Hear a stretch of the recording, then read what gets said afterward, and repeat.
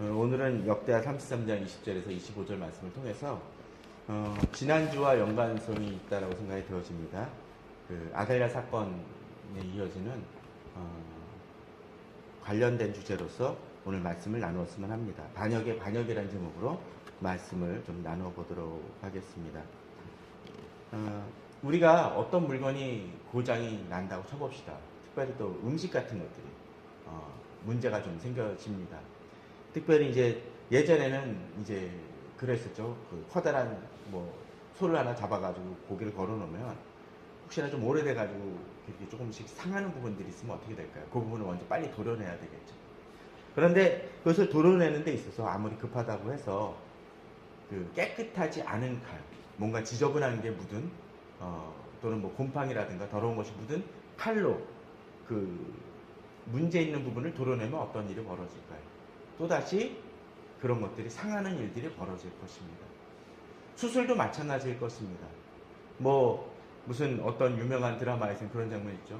먼지가 펄펄 나고 막 그런 곳에서 그 유명한 의사가 칼로 이 메스로 이렇게 사람을 수술을 하는 장면이 나온다고 합니다. 그의 실력이 아무리 뛰어난다 할지라도 그 먼지로 인해서 재차 오염이 되어져서 위험할 수는 있을지 모릅니다. 급하게 수술을 할지 모르지만 그것은 다시 재수술이 들어가야 될 위험성이 있을 수 있습니다. 지난번에 우리들은 아달랴 사건을 통해서 그 남유다에서 몇 안 되는 그 쿠데타라고 할까요? 그런 사건이 벌어지는 모습들을 봤습니다. 아달랴 사건을 통해서 어떤 일이 벌어졌나요? 우리가 아달랴가 아합과 이세벨의 그 딸이었던 그가 남유다에 시집와서 그 자기 아들이 죽은 사건을 통해서 어떻게 했나요? 나머지 다윗의 왕족을 모두 멸하여서 자신이 왕권을 부어잡습니다. 남유다는 어떻다고 얘기를 했나요? 다윗의 왕족과 그 피가 이어지는 바로 왕손만이 이어지는 하나님의 약속의 길. 그런데 그것 속에서 아합이 들어왔다라는 것은 단순히 왕족의 끊김이 아니라 이스라엘 유다의 그 하나님께서 역사하신 그 손길을 끊어놓으려는 악한 행위임을 볼 수가 있습니다. 그런데 하나님은 역사하셨죠. 그 아들 하나를 몰래 7살 갓난아기를 숨겨놨다가 7년 후에 그 여호야다가 대상을 출집을 해서 다시 쿠데타가 됩니다. 우리는 그 쿠데타를 그냥 쿠데타라고 얘기하지 않을 것입니다. 뭐라고요? 혁명이라고 얘기할 것입니다. 오늘 사건에서도 좀 비슷한 사건이 하나 벌어집니다. 악한 왕이 하나 있습니다. 아몬이라는 왕이 있습니다. 그 부분에 대해서 좀 더 설명을 하겠지만 그 아몬이라는 왕이 어떤 일이 벌어지나요? 오늘 본문을 보게 되면 이 왕이 악함으로 인해서 24절에 그의 신하가 반역하여 왕을 궁중에서 죽였다라고 되어 있습니다. 뒤집는 사건이 벌어지죠. 그랬더니 그것을 통해서 이제 좋은 일이 벌어지는 것이 아니라 25절에서는 아주 의외의 사건이 벌어집니다. 어떤 것입니까? 백성들이 아몬 왕을 반역한 사람들을 다 죽이고 그의 아들 요시야를 대신하여 왕으로 삼았다고 되어 있습니다. 사실 저도 예전에 이 본문을 볼 때마다 헷갈렸습니다. 자, 우리가 지난 시간에 아달랴의 대신해서 올라왔던 왕이 누굽니까? 요아스였습니다. 근데 여기서는 누구요? 요시야입니다. 그래서 맨날 요아스도 종교개혁을 일으키고 요시야도 종교개혁을 일으키기 때문에 자꾸 헷갈렸었어요. 전혀 다른 왕입니다. 대가 벌어지고. 자, 어찌됐건 간에 아달랴 사건 속에서는 여호야다가 그래서 뒤집어가지고 그게 되어진 반면에 지금은 어떻습니까? 반역이 벌어지는 사건이 벌어지게 됩니다.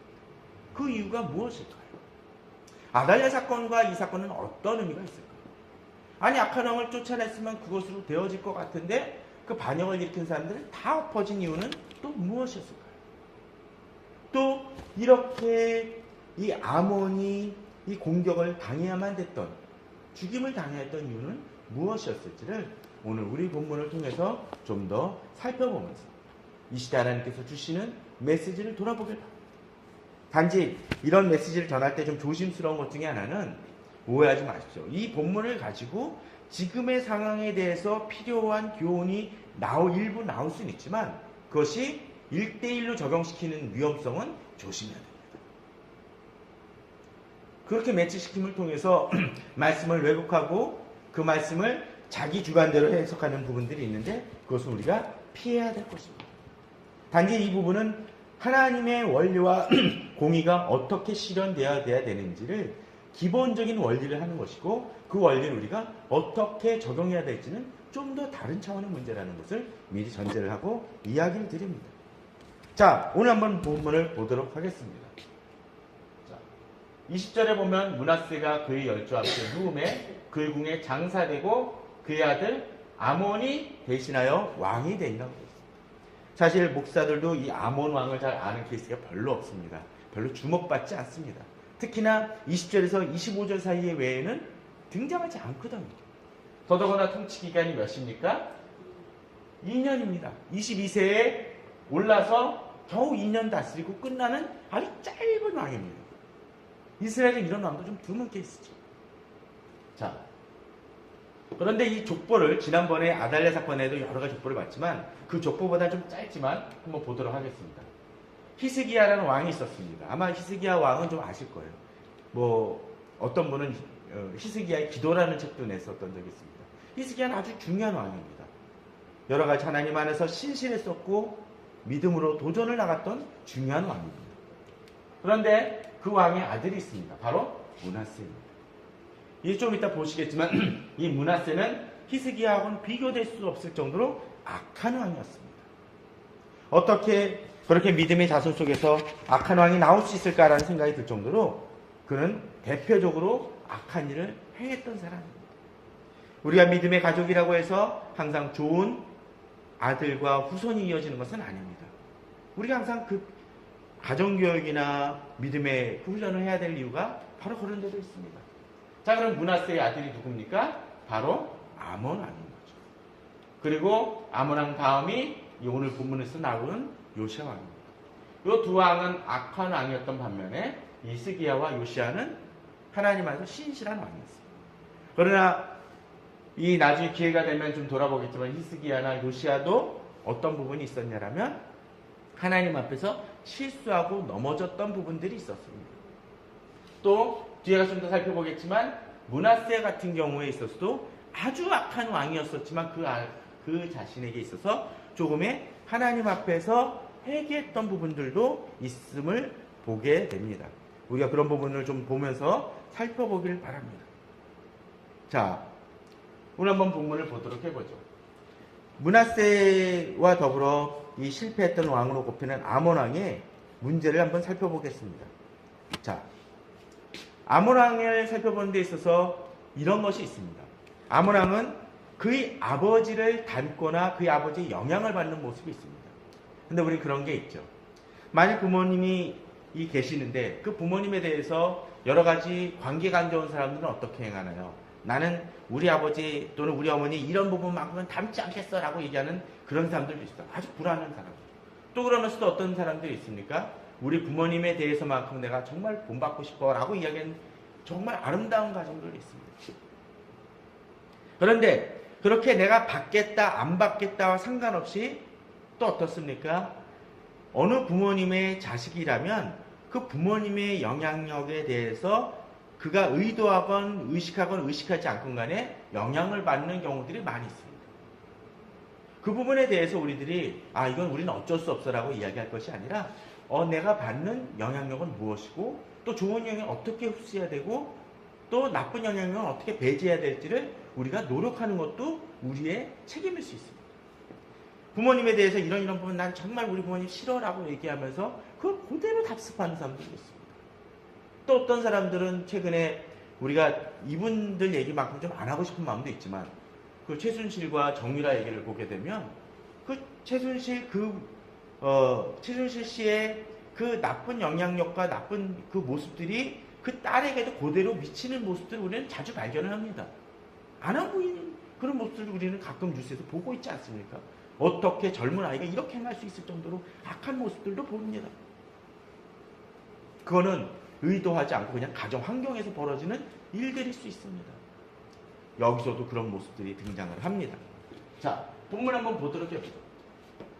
자, 뭐라고 되어 있나요? 그의 아버지 므낫세의 행함같이 여호와 보시기에 악을 행했다라고 되어 있습니다.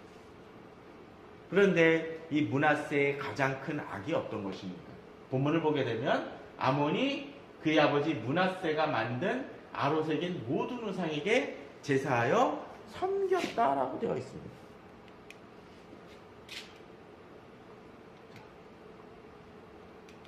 그러면은 이 사람이 어떤 것을 행하는지 한번 보도록 해보죠. 자, 22절입니다. 열왕기하 21장에 보면 이런 얘기가 등장합니다. 여호와께서 전에 이르시기를, 이게 므낫세 때 이뤄진 일입니다. 내가 내 이름을 예루살렘에 두리라 하신 여호와의 성전에 라고 되어 있죠. 여호와의 성전입니다. 근데 하나님께서 어떤 약속을 주셨어요?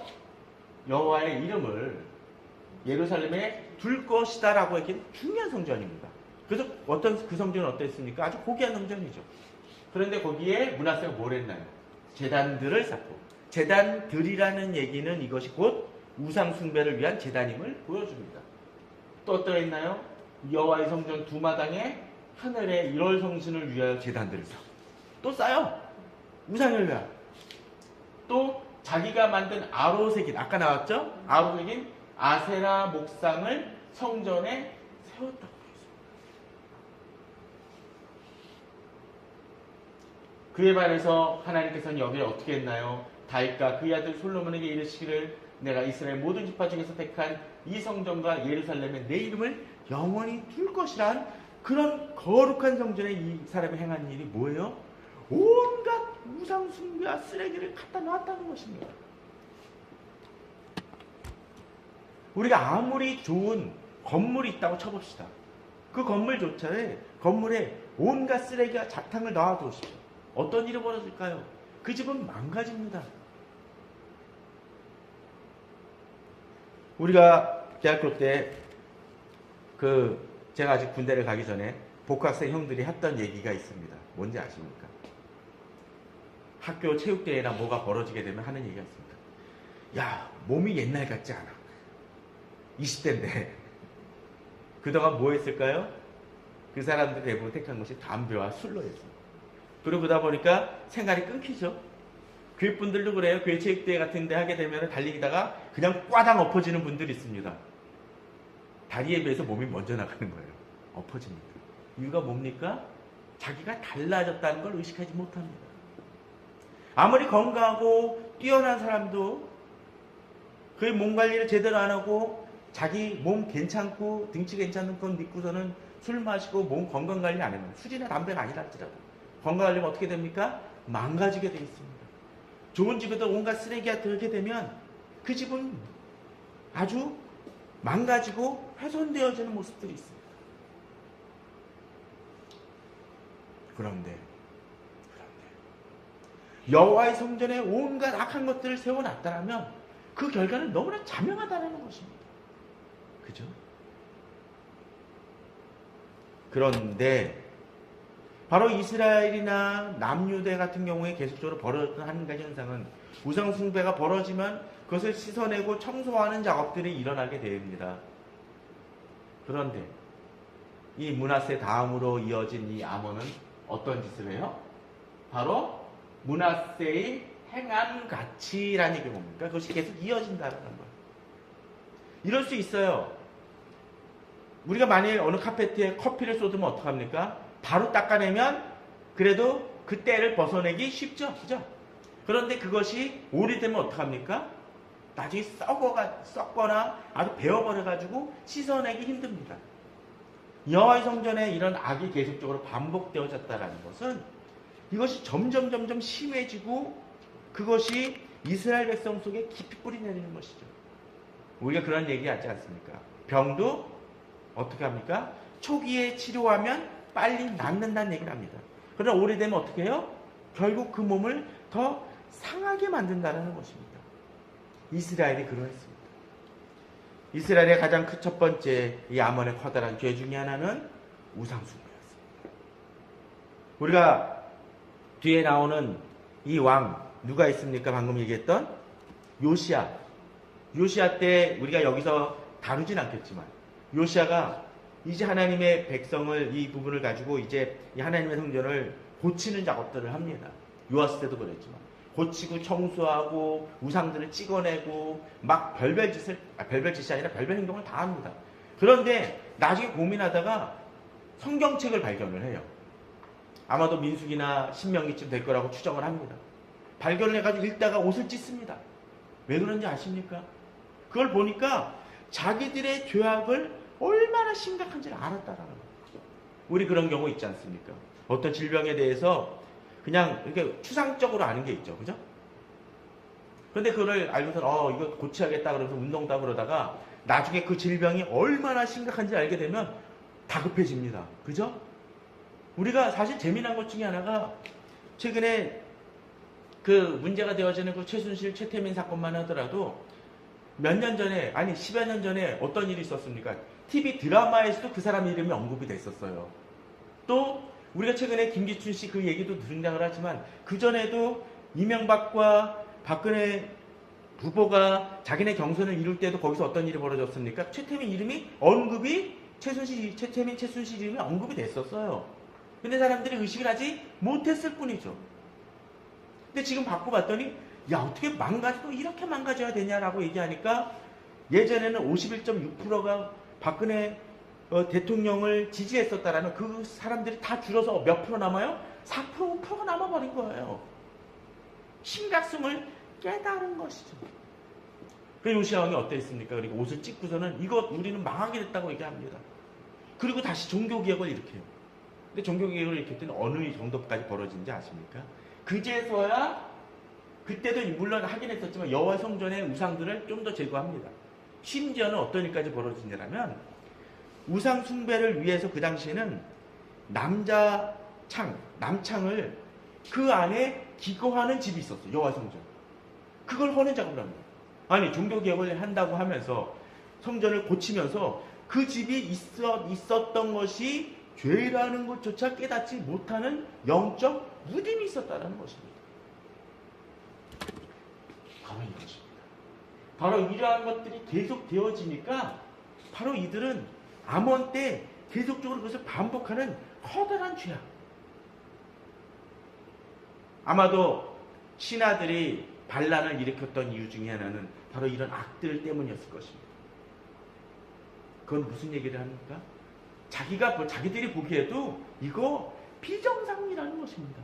하나님 보시기에 부끄러운 짓이라는 것이죠. 자, 그렇다면 이것만 범한 죄입니까? 가끔 우리들은 이런 거에 속습니다. 그러다 보니까 어떤 일을 행합니까? 요새 기독교인 중에도 아직도 탄핵이 벌어지는데 이상한 문자들 돌리는 분들 많죠.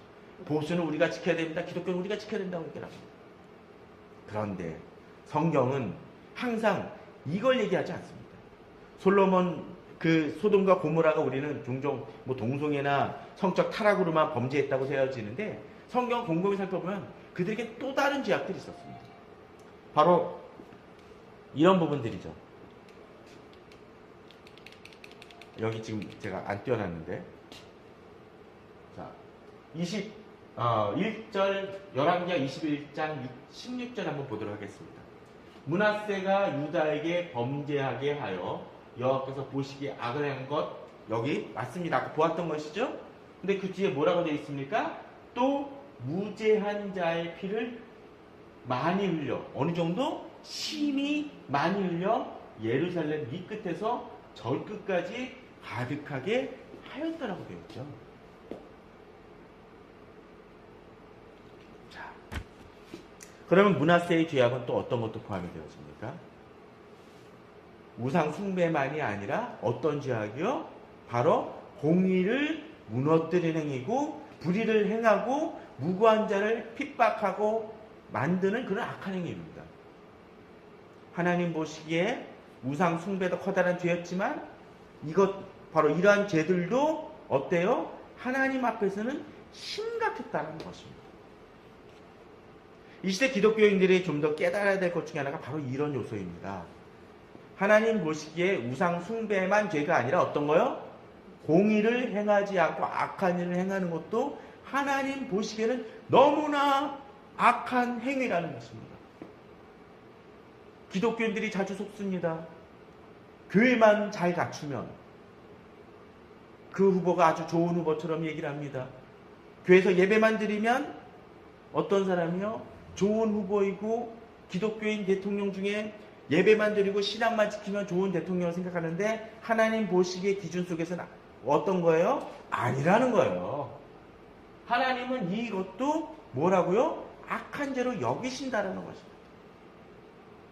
물론 우리는 이 부분을 조심히 다뤄야 됩니다. 예를 들면 신앙은 없는데 공의만 행하는 것도 하나님 입장 속에서는, 우리 그리스도인 입장 속에서는 두 날개가 다 갖춰지길 바라는 것이 귀중한 일입니다. 그러나 방금 여기에서처럼 그냥 예배는 드리지만 악한 일을, 무지한 죄를, 그런 피를 흘리는 그런 행위가 있다는 것도 하나님 보시기에는 죄악이라는 거예요. 다 갖춰야 될 건 뭡니까? 둘 다라는 것이죠. 므낫세는 근데 문제는 불행하게 뭡니까? 한쪽 날개를 갖춘 것도 아니고 이 두 가지의 문제를 다 범했다는 거예요. 우상 숭배도 심각했었고 이 공의에 관한 부분도 어때요? 무지한 자의 피해를 심히 많이 풀려 예루살렘 이 끝에서 저 끝까지 가져가요. 사실 이러한 일들이 어떻게 벌어졌습니까? 우리나라에서도 유신때 벌어졌습니다. 아니 이승만 대통령도 범해졌어요. 기독교인이었지만 그러했습니다. 5060 때 교회만 잘 갖춘다고 해서 교회들이 안심했을 수도 있었습니다. 아닙니다. 그때도 악했습니다. 이렇게 무지한 자의 피를 흘렸습니다.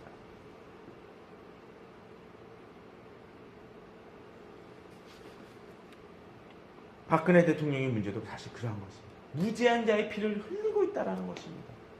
그들을 고통받게 했다는 것이죠. 하나님 보시기에 이것은 어떤 것입니까? 악한 행위라는 것이죠.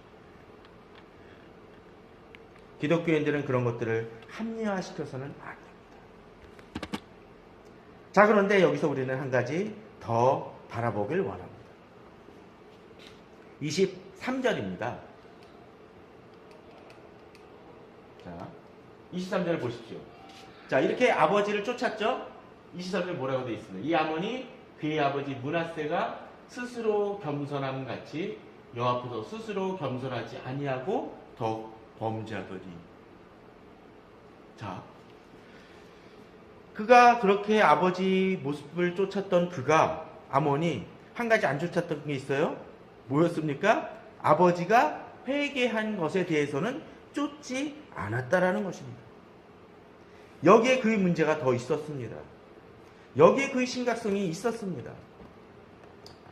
사실은 이 므낫세는 나중에 그의 잘못으로 인해서 어떤 일까지 벌어지냐라면, 이 하나님께서 이 일을 악하게 여기셔서 결국 아수르의 침공을 받고 바벨론의 포로로 잡혀가는 일까지 벌어지게 됩니다. 그래서 하나님께서는 이 사람을 어떻게 했냐라면 결국 바벨론으로 잡혀가게 만들고 그것을 고통을 받으면서 이제 므낫세가 회개를 하고 돌이킵니다. 비록 때늦은 회개일지 모르지만 그래서 하나님께서 회복을 시키시는 장면이 등장을 합니다. 그런데 그러한 아버지의 과거와 아버지의 아픔을 깨닫지 못하고 이 아몬은 어떻게 해요? 스스로 겸손한 같이 여호와 앞에서 스스로 겸손하지 아니하고 어떻게 해요? 더욱 범죄하였다라고 되어 있습니다. 저는 100번 양보해서 박정희 대통령이 잘한 부분들도 있을 수 있다고 생각이 들어집니다. 그러나 문제는 지금의 박정희 대통령을 이었던 박근혜 대통령의 문제는 바로 그것이었습니다. 좋은 점을 받은 것이 아니라 그 모든 것마저도 그냥 이어가려고 했던 거예요. 또 아버지가 실패했던 그 지점을 그는 깨닫지 못했다라는 것이죠.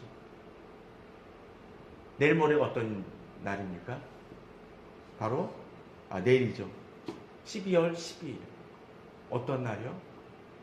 우리나라 정치사의 불행한 역사 중에 하나입니다.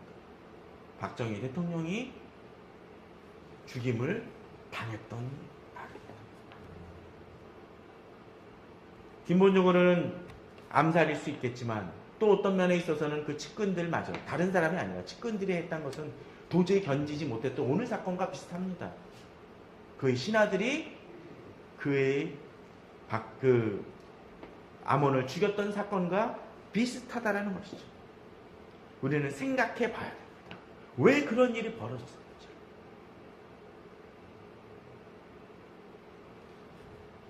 박근혜 대통령에게도 여러 번의 기회가 있었을지 모릅니다. 물론 지금까지 잘못했던 것들도 고쳐야 됐었을지 모르지만 거기서 멈추고 돌이킬 수 있는 기회들이 사실은 있었습니다. 그러나 그것을 포기하고 그것을 놓지 않고 지키려고 했고 어떻게? 죄송한 얘기지만 이런 부분들에서 불편하게 여기실 분들도 있겠지만 더욱 범죄함으로 인해서 결국은 그는 무너지는 모습을 택하고 납니다. 아몬은 아버지의 영향력을 받았지만 그것으로서 그가 변명할 것이 안 된다라는 것이죠. 자, 오늘 본문을 다시 한번 봅시다. 24절입니다. 그랬더니 이제 어떤 일이 벌어집니까? 그가 계속적으로 악을 행함을 하더니 24절에 그의 신하가 반역하여 왕을 궁중에서 죽였다라고 되어 있습니다. 그리고 25절에서는 다시 백성들이 아몬 왕을 반역한 사람들을 다 죽였다라고 되어 있습니다.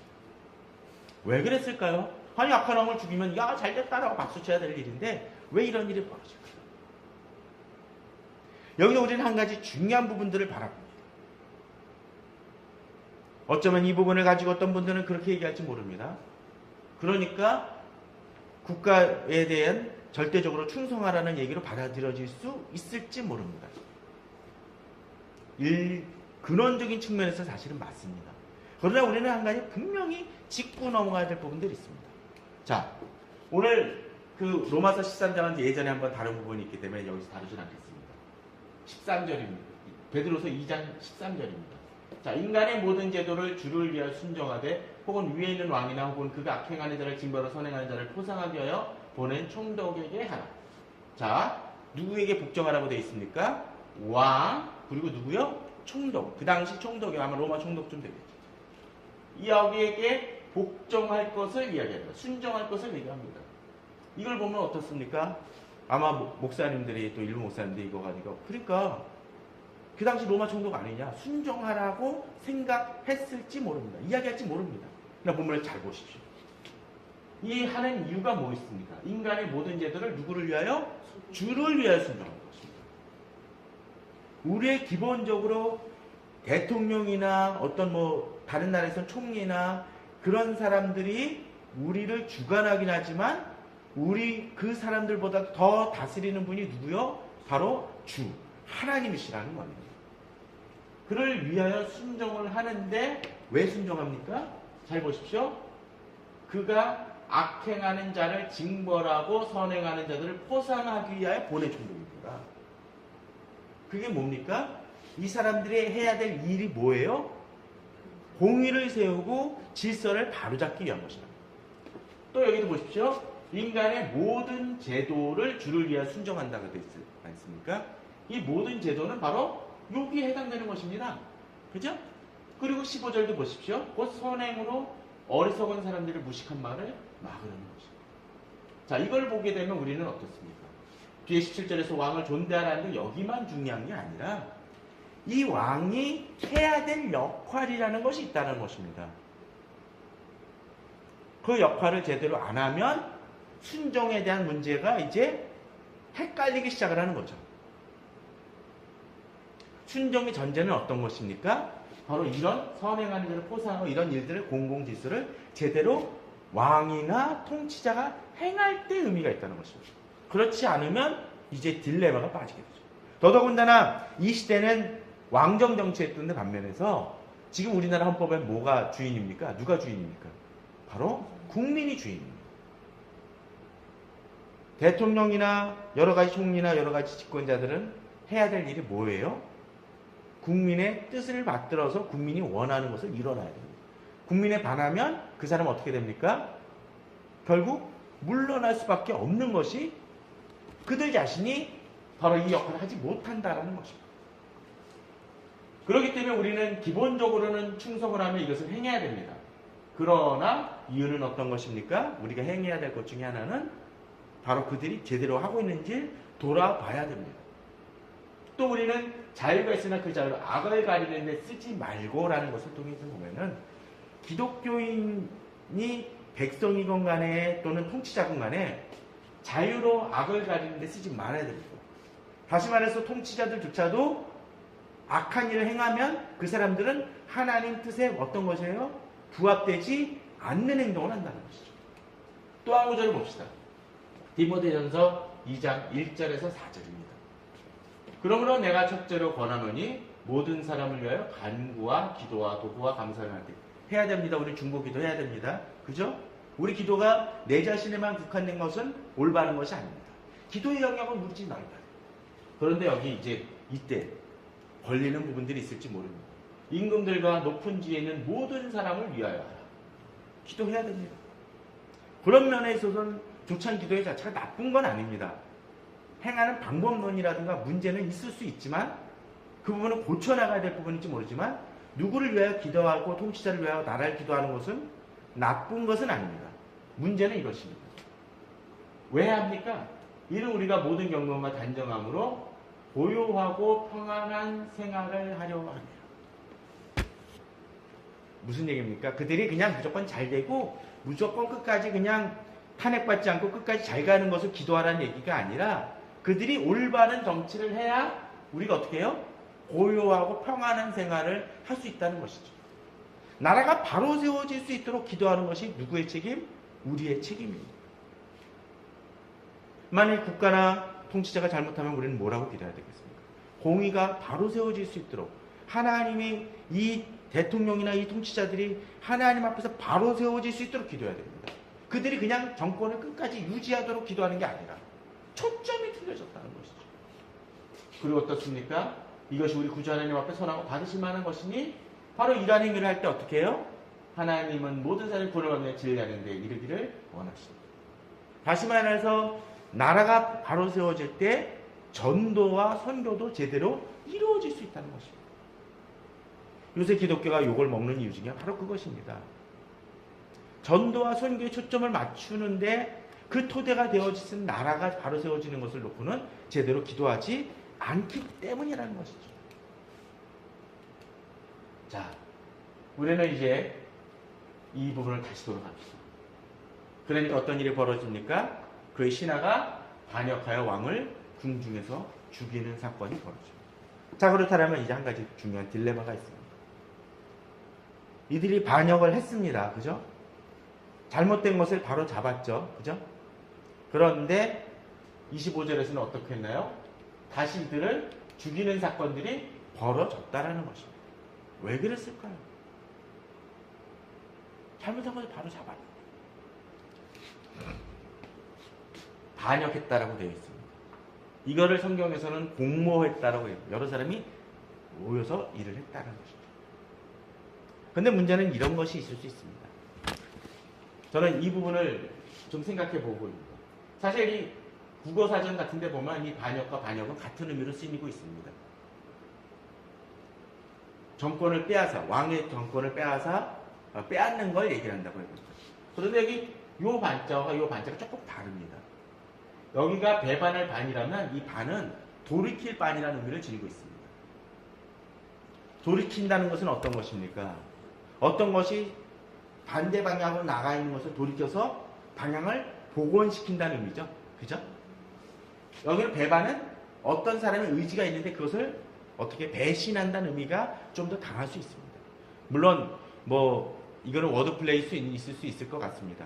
지나치게 따지는 어떤 그런 걸 수 있지만 그러나 그럼에도 불구하고 이 부분은 중요한 의미를 지니고 있다고 생각이 되어집니다. 우리가 어떤 것을 바로 잡을 때 돌이키긴 돌이키는데 예를 들면 이런 것이죠. 어느 사람이 부산으로 내려가는데 대전집에서 잘못 들어가가지고 대전 통영으로 잘못 갔어요.